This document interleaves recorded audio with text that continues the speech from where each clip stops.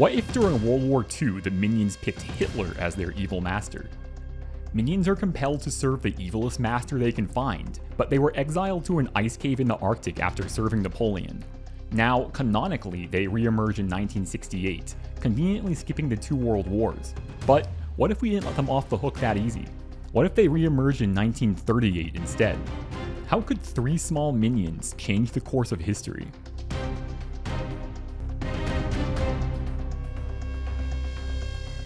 From their ice cave in the Arctic, the Minions trekked south into Soviet territory. In St. Petersburg, they learned of Hitler from a Soviet newsreel while huddled inside a theater for warmth. The film warned of a power-hungry dictator threatening freedom and peace. The perfect traits for an evil master. When they reached Nuremberg, the Minions immediately knew they were in the right place. Posters with Hitler's face on it were plastered everywhere. Swastikas were hanging from every building. The streets were packed with cheering Germans. For them? No! They were in the middle of a military parade. The Minions are quickly arrested. While in prison, they caught the attention of Heinrich Himmler. Himmler was the head of the SS and deeply obsessed with the occult. He claimed that the master race came from Atlantis and believed that SS soldiers had reincarnated warrior souls. The Minions spent the next 18 months enduring Nazi experimentation and torture. After cruelty proved ineffective and vivisection impossible, attempts at communication were made. Picture cards and gestures eventually revealed the Minions' mission. Himmler made a phone call. "Mein Führer," he said. "I believe I have found the origin of the master race." Gain the favor of their emissaries, and the war is won. Hitler is skeptical, but the evidence from the Minion torture trials was indisputable. By now, the war was in full swing, and Nazi forces had experienced their first major defeat at the Battle of Britain. They had to exploit any possible advantage. And so, the Minions became Hitler's constant companions. While living at Hitler's residence, the Minions were subjected to a constant stream of Nazi wartime propaganda, which they understood as movie nights. They'd get fitted for tiny uniforms, and soon literally be marching in lockstep. They deliver speeches at rallies and feel the rush of the loyal, ecstatic crowd's adoration. They toured the country, accompanying Hitler to demonstrations of the latest Wunderwaffen, like Heavy Gustav, the largest gun ever fired, even to this day. It shot shells the weight of 2 pickup trucks at targets over 20 miles away. It was pure catnip for the Minions, who were seeing a fully mechanized superweapon for the first time. That night, the Minions came to a consensus. They would contact their people and introduce them to their Führer. It was during a demonstration of a futuristic jet fighter that Stuart's eye began to open. Bored with the technical details, he wandered off, away from the spotless showroom full of sycophantic Nazi scientists.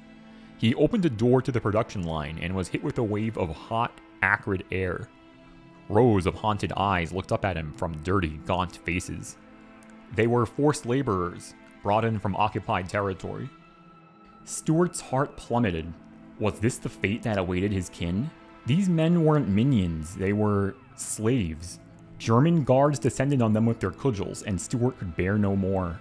He looked away. The other minions were reluctant to believe what Stuart had seen. Worse, Bob began to defend Hitler's actions. He was young, impressionable, his head full of ideas like patriotism and loyalty. Stuart begged the others to flee with him, but Bob refused, and Kevin wouldn't leave him behind. During a state dinner, Stuart slipped away and hid inside a shipping crate destined for Poland. The next few days moved quickly. Kevin and Bob spent their days in Hitler's war room. The Nazis were planning a surprise invasion of the Soviet Union, with a secondary goal of making contact with the Minions still waiting in the ice cave.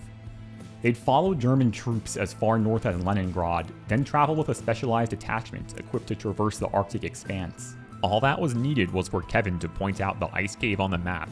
He hesitated, just for a moment, but Hitler noticed. Back at Hitler's home, he invited Kevin into his study. He commended Kevin's bravery for going on this mission, which will bring the yellow Wundervolk to the forefront of the Nazi war effort. Unfortunately, he says, with sudden menace, Bob will not be joining you. He'll stay here, right by my side. Do you understand? Kevin understood. Bob would serve as collateral to make sure Kevin completed the mission. Meanwhile, Stuart came out of his crate and into a nightmare.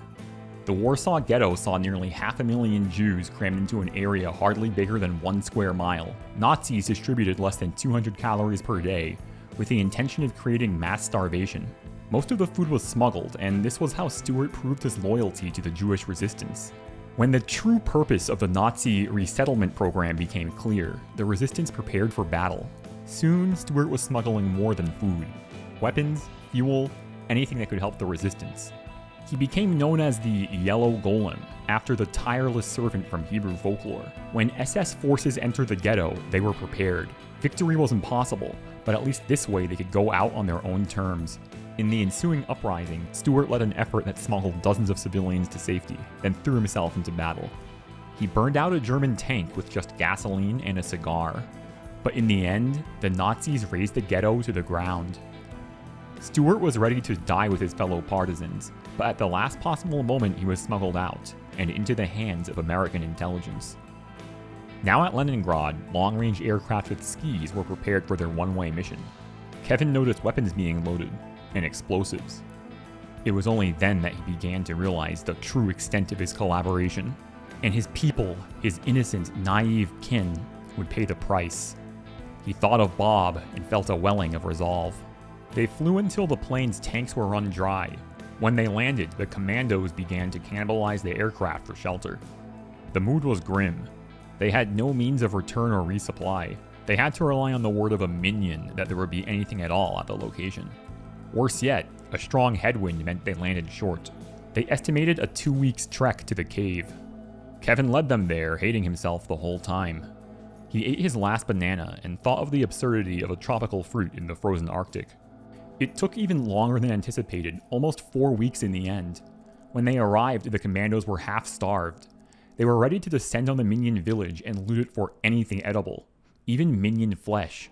In order to prevent mutiny, the commando leader held a gun to his second-in-command and executed him in cold blood.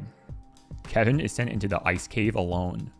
To be reunited with the others after all he experienced felt joyous at first, but it gave way to a deep gulf of pain and separation. The past few years left him utterly changed compared to the naive Minion he was nearly 4 years ago. He took the podium and spoke of what he had seen and done. He warned against blind devotion to a charismatic leader, the end result of hateful dogma. Then he explained their present situation. He begged for forgiveness and rallied the Minions together. When they emerged from the ice cave to greet the Nazis, they were armed. Their resistance was met with machine guns and rifles. It was shaping up to be a massacre, but the Minions would no longer bend to tyrants. Suddenly, the commandos noticed a cloud of ice on the horizon, approaching faster than possible. At its center, a yellow speck. It was Stuart, but he was completely transformed. American scientists augmented him in an accelerated version of the Mega Minions program from Despicable Me 4. The order was given to fire, but Mega Stuart was there. Bullets bounced off of his rocky yellow hide as he worked himself into a frenzy. The SS commandos could do nothing as Mega Stuart sadistically killed them, the horrors of Warsaw fresh in his mind. The leader took Kevin hostage and revealed the detonator to a bomb. He threatened to collapse the ice cave. They were standing on its roof. Mega Stuart simply reached out his arm and ripped the Nazis' mind to shreds. In seconds, he relived every atrocity he ever committed, with such intensity his brain cooked like an egg.